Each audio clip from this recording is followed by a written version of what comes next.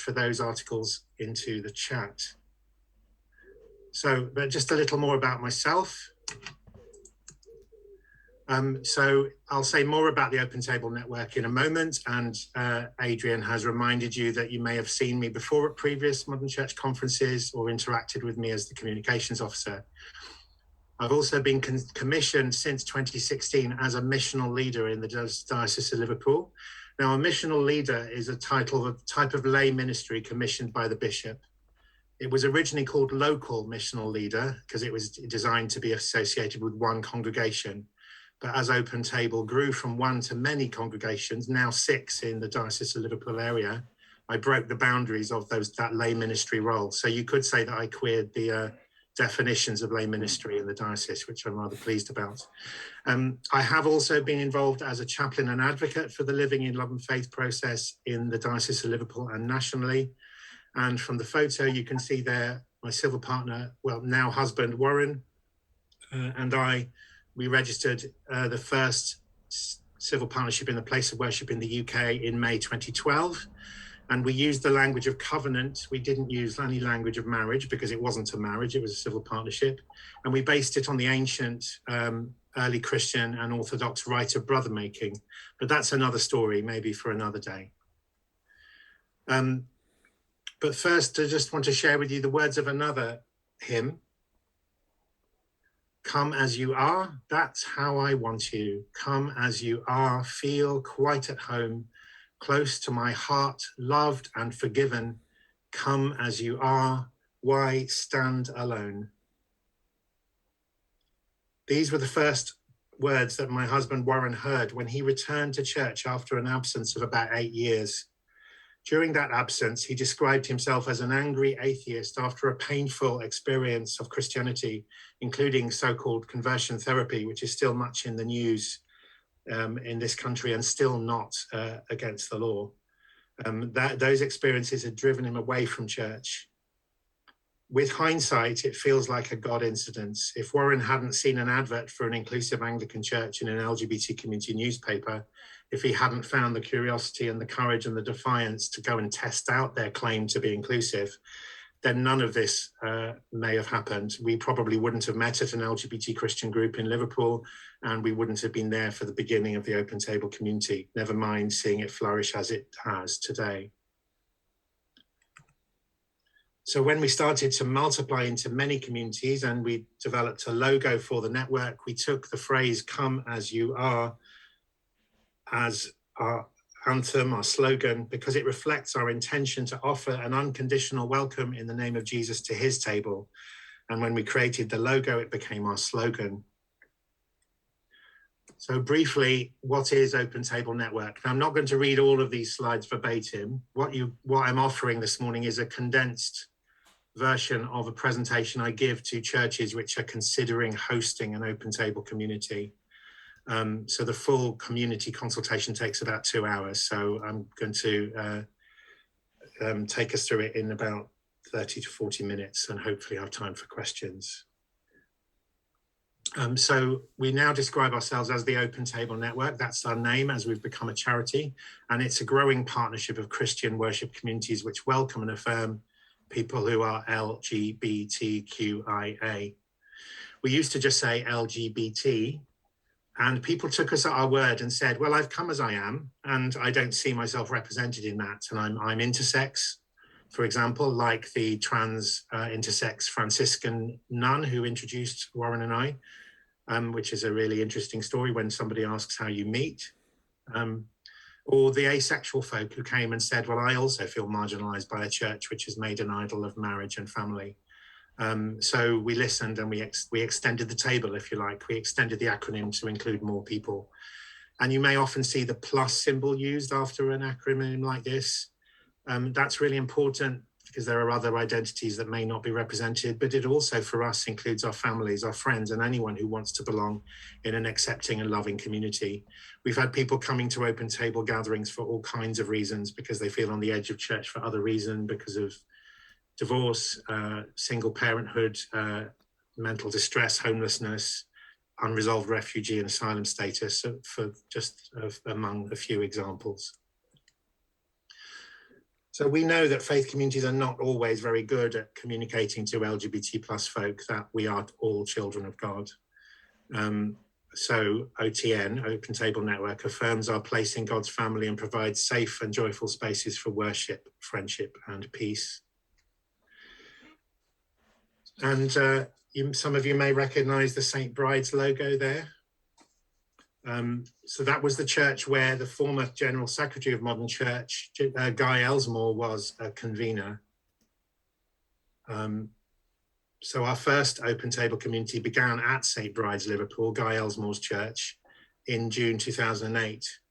Now, at the time that Guy had arrived there, St. Bride's congregation had dwindled to about 5 people on a Sunday morning. And so he was told to do something new or close the church. So as you may know, he liked to challenge. So he consulted the congregation and local community and everyone who used the building. And 3 core values emerged: creative in worship, progressive in thought, and inclusive of everyone. And you can see it summarized on the logo: creative, progressive, inclusive. So Open Table was one of 4 experimental worship communities which began on Sunday evenings in 2008, and it has been the most fruitful.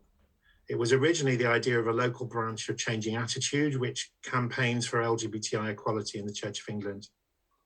6 of us gathered for that first service, but we weren't all Anglican. 4 Christian traditions were represented, and campaigning was not a priority for us. Belonging, fellowship, and solidarity were.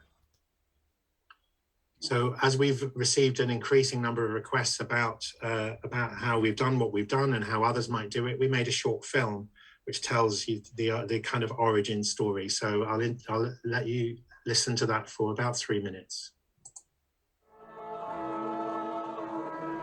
We began in 2008, meeting once a month for a communion service. And someone at that meeting said, "Will it be open table?" And when she explained that it means that all are welcome, all can come as they are, then I just felt overjoyed. My heart leapt within me and I thought, yes, absolutely, it should be open table. The Open Table is a safe, sacred space for people who identify as lesbian, gay, bisexual, transgender, queer or questioning, intersex and asexual. This church has a wonderful feeling of friendship and love. It's charged in such a beautiful way. It feels like a little taste of God's kingdom, a little tiny bit of what the world should be like.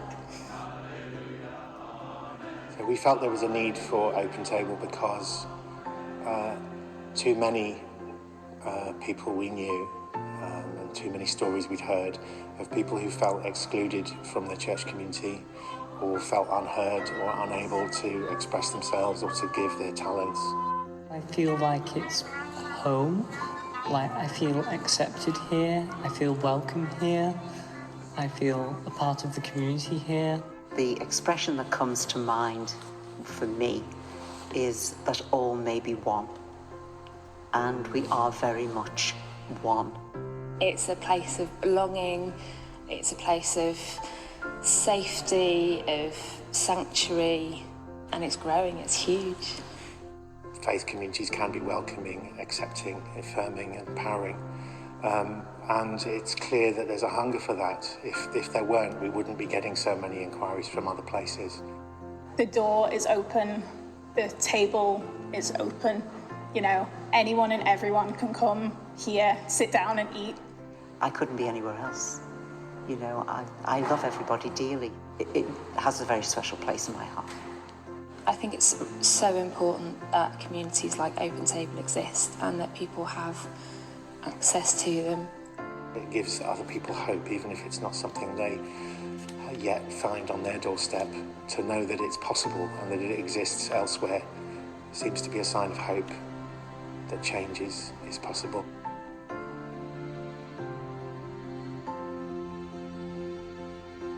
Don't stand outside those doors and thinking, I can't go in. Yes, you can.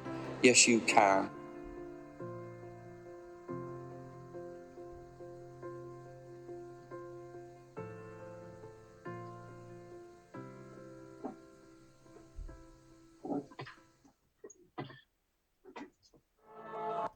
So since 2015, we've supported other churches to host similar communities and have developed a shared vision, mission and values, and some simple requirements and recommendations for what it means to host an open table community. So what follows is an insight into how we became a network, how we share our ethos as a dispersed community of communities. So we encourage churches which are exploring whether to host this ministry to think about it as a commitment to building a community, not just offering another event or another service, but a commitment to the long term for a minimum of 12 months. Because it offers an LGBTQIA plus people a safer space to worship together than they might have found elsewhere.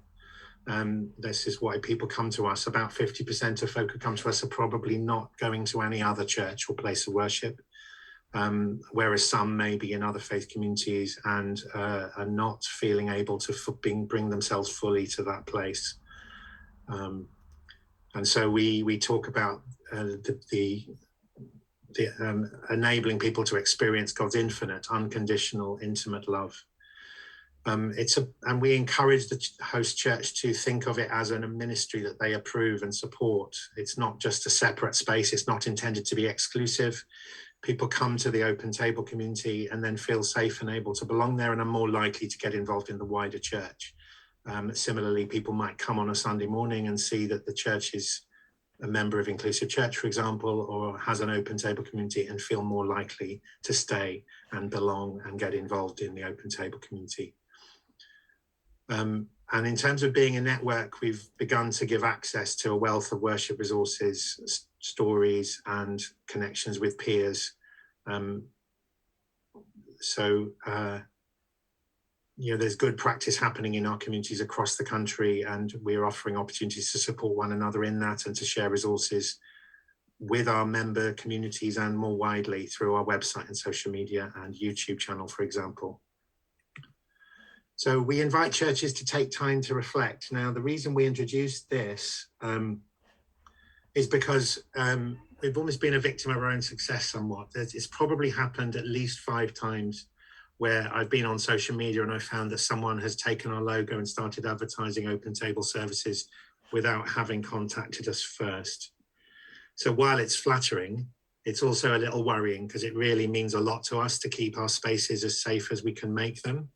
And so we then try to talk to folk and say, well, this is the process that we invite you to go through with us.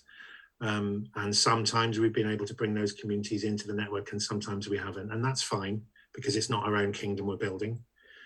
And so we invite people to take this time to reflect and do a consultation process with us before we officially endorse them as an open table community. So the requirements are simply that we ask the church leadership to pass a resolution in support of hosting an open table community to ensure support, safeguarding and accountability. That was based on advice given to us by the last Bishop of Liverpool but one, James Jones. Now, he was cautious and quietly supportive when we began. But he said, well, if anyone complains to me and you've got your PCC's approval, then there's a limit to what I can do about it. So it was a rather cautious endorsement, but it was an endorsement nonetheless, and we took it as good advice. And so we encourage church leadership to take ownership of the support of the open table community. And we have had requests, for example, to set up a community that meets in people's houses. And while that's a worthy thing to be doing, we didn't feel that was an open table community because we couldn't guarantee the support, safeguarding and accountability. Now, the second characteristic or requirement of an open table community is to have an open table, as in the Methodist concept of open table being communion that's open to everybody, member or non-member. So often it's a communion service, which could be quite high or low, depending on the tradition of the host church. Or the president who's leading the service. And sometimes it's an agape meal, like a bring and share meal where we have prayers and readings from the earliest New Testament accounts of the Last Supper. As you saw on the video, people were passing food around a table. So that's an example of when we've done agape meals. And Really importantly, the third requirement is about involving LGBTQIA plus people thoroughly, both lay and ordained, in the leadership, planning and practice of open table communities.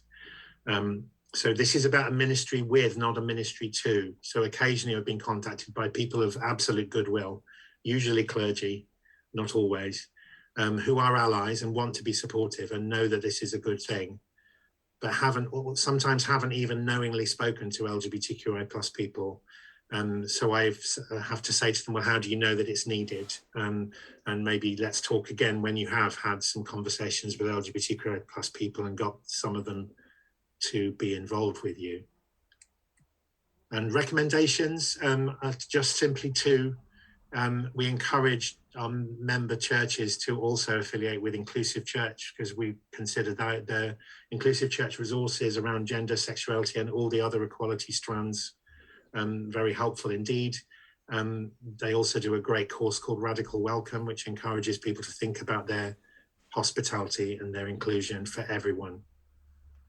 And we also encourage people to visit at least one other open table community, preferably the first one in Liverpool, because it's the longest running and the largest. But we know that's not always possible. Now, we do have communities in an increasing number of places where people can get to. And so we also encourage people to visit one of them if they're not able to get to Liverpool, or if they can get to one as well as Liverpool. So there are currently 24 other open table communities across England and Wales. And so if you did visit another one, we invite you to bear in mind that they've all been meeting for a much shorter time. So the longest running one apart from Liverpool is in Warrington, which is 7 years old this month. And they all have a different feel, and we don't expect uniformity. After all, Jesus prayed for those who believe in and follow him that they may all be one in John chapter 17. I thank God that he didn't say one and the same. We are, however, inviting each of our communities to work towards ending spiritual loneliness and exclusion for LGBTQI plus people in ways that are authentic to their host church.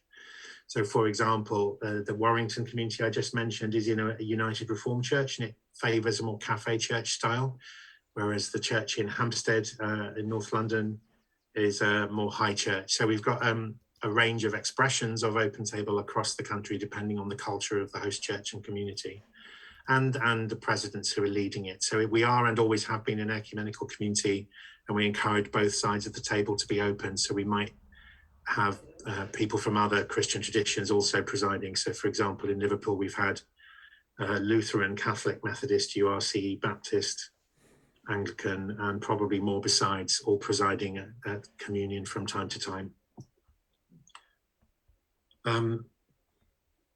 We encourage churches to enjoy an inclusive church, but we've also taken inspiration from Inclusive Church to provide a welcome poster which outlines Open Table Network's vision, mission and values, which we ask churches which host open table communities to display to invite LGBTQA plus people to come and belong. And it's also a joy that the Open Table Network has become a truly ecumenical movement, not just welcoming people of many Christian traditions to worship together, but also a partnership of inclusive churches from different traditions. So I already mentioned Church of England and URC. We also have open table communities hosted by the Church in Wales, in Bangor and St Asaph, and we're exploring with a couple of other areas in Wales at the moment, and also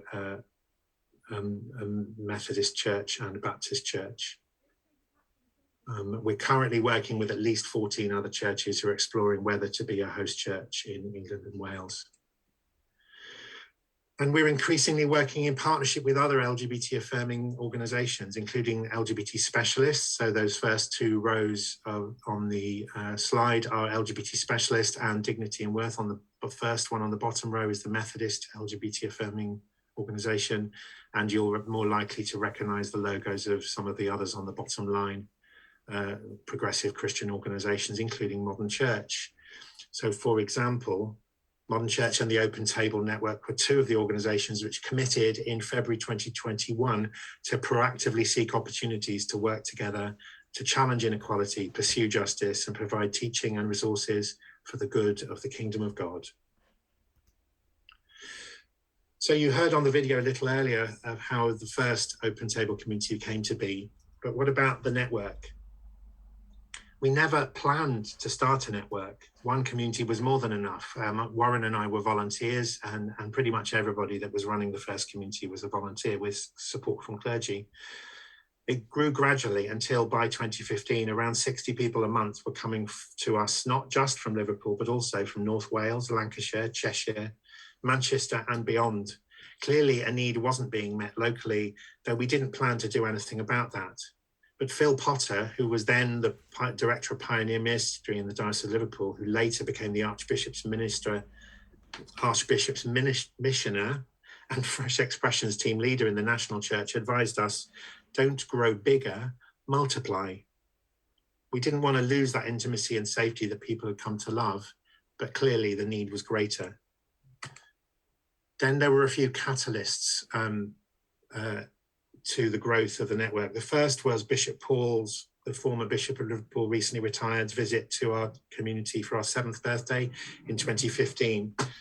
And he charged us with a commission to give the love that you share and the openness that you manifest as a gift to the wider church which struggles to receive it.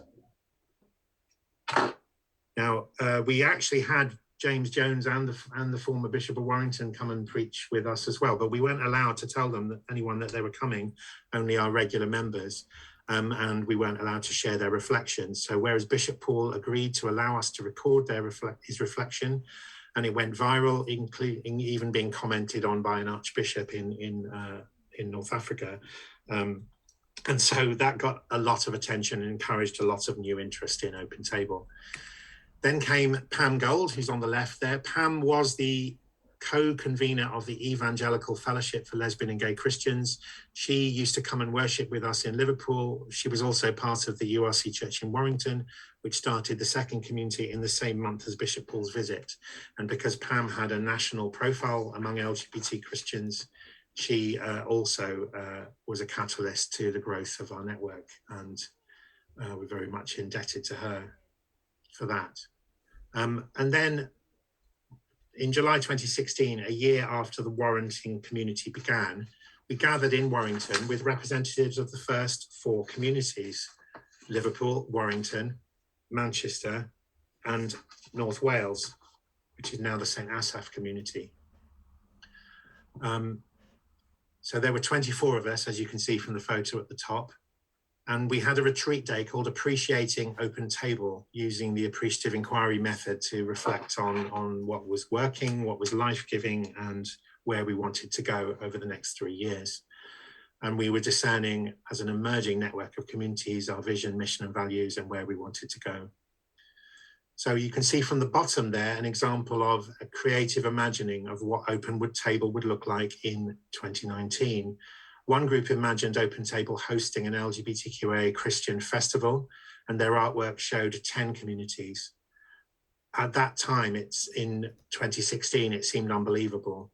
But by 2019, we had 17 communities, and now 25 communities are gathered across England and Wales, serving hundreds of people each month, and more than 100 other churches, more than 120 other churches by our latest count, have contacted us to explore how to welcome, affirm, include, and empower LGBTQIA+ people.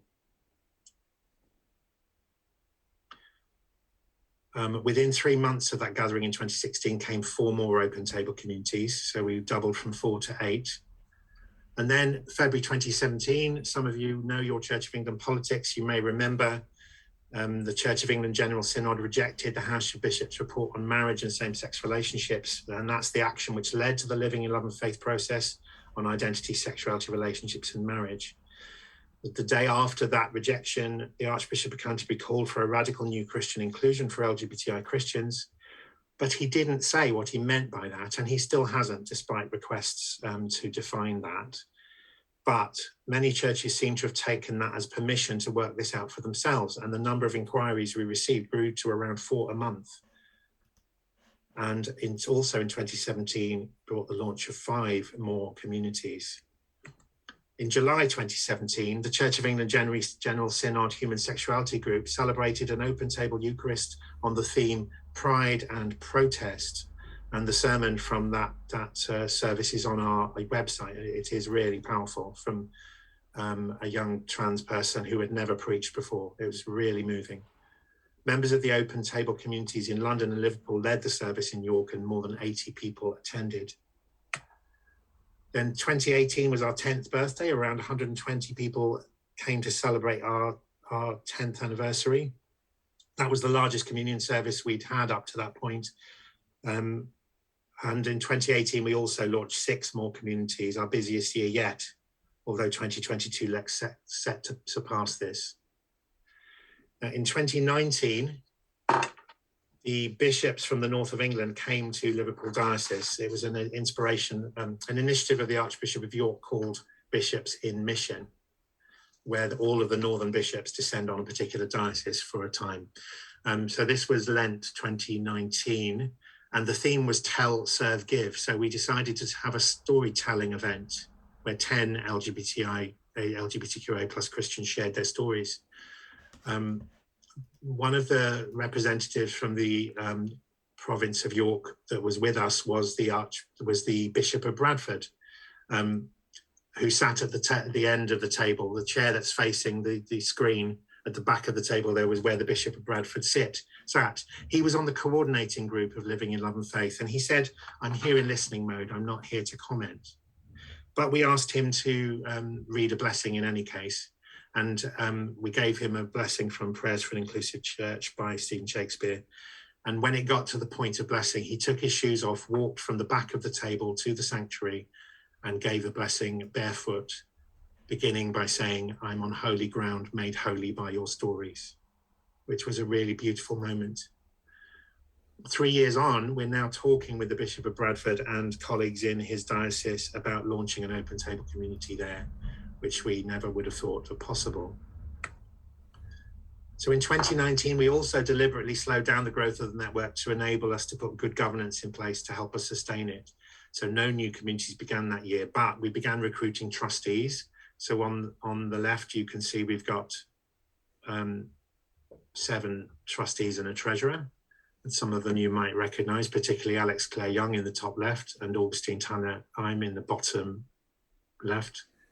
And 6 patrons on the right, so including the former president of the Methodist Church, the current general secretary of the URC, an openly lesbian bishop in the church in Wales, the former bishop of Liverpool, John Bell from the Iona community, and Rachel Mann, who a trans priest in Manchester.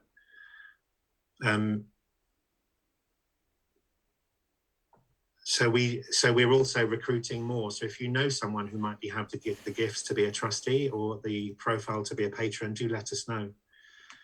In 2020, we launched 1 community. In 2021, 3 communities, and the relaunch of 1 community that had been unable to meet for some time. In 2022, we're seeing unprecedented interest in forming new communities. We've already launched 4 communities and relaunched another which had been unable to meet for some time. And we've planned community consultation with 14 other churches. So we have much for which to thank God. So normally at this point, I would encourage some interaction, but as we're short on time, I'm going to just show you the sorts of questions I ask churches who are considering hosting this ministry. I encourage you to think about them for yourselves, and hopefully that will leave more time for any questions you might have at the end of the presentation. So I encourage people when I'm doing a consultation to think of a time when they felt welcome, included, affirmed, empowered in a faith community. And sometimes there's someone in the room who has never felt that in a faith community. So I ask them to think about some other community in which they may have experienced that. And the reason for that question is because we could quite easily spend many hours, maybe days, saying how we felt excluded. And there is an absolute place and time for that. But in terms of being the change we want to see and thinking about the kind of experience we want to create, it's an appreciative inquiry approach, an asset-based community development approach, where we focus on what works, what's life-giving, and what we'd like to see more of. And we begin there. And that will help us to create the experience we want to create that will be safe enough and brave enough for people to share those experiences of exclusion.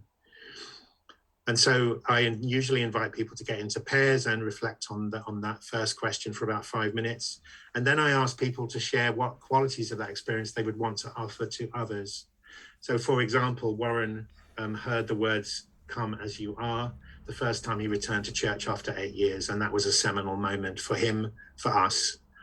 And so that's an example of the kind of experience that we want to create for others.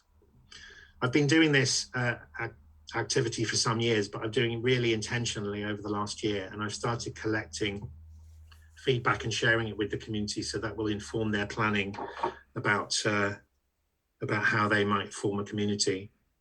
And just on the screen is an example from one community of the words that they came up with. If I put the words from every community together, we'd have a massive word cloud, which would probably be quite impressive. So I intend to do that at some point. So this was from a community in Colchester where I couldn't get there because of a train strike. So we did it online instead. And that's an example of some of the words they came up with. I then asked communities, what's the evidence of need? So why Open Table? Why here in this place? Why now? And they usually, this helps me to discern with them whether this is the right fit for them. But then I share evidence from our own research. So we conducted a survey of our members and volunteers in late 2020, early 2021, and we published our findings in June 21, which said that 56% of our members said being LGBTQIA+ is a barrier to belonging in a faith community. That was the experience of our members. When we asked a similar question to our volunteers, the figure went up to about 90%, because they weren't just speaking for themselves, they were also speaking for those members who hadn't completed the survey, and they were speaking for many people. So that's the problem, but this is the difference we hope we're making. So on average, our members experienced a 40% improvement in well-being after joining a community. 87% felt less isolated and more socially connected after joining a community. 92% said being part of a community increased their sense of belonging. 89% said being part of an Open Table community provided a safe space for them. And somebody asked me once, does that mean the other 11% were unsafe? And I can say with some confidence, the answer to that is no, because if 11% of our members were unsafe in our communities, I would pack up and go. It's simply that some people declared that they were already out and safe and confident and didn't need a safe space as much as they might have done, but they were paying it forward to those coming after them, or that they're allies and want to be part of the solution.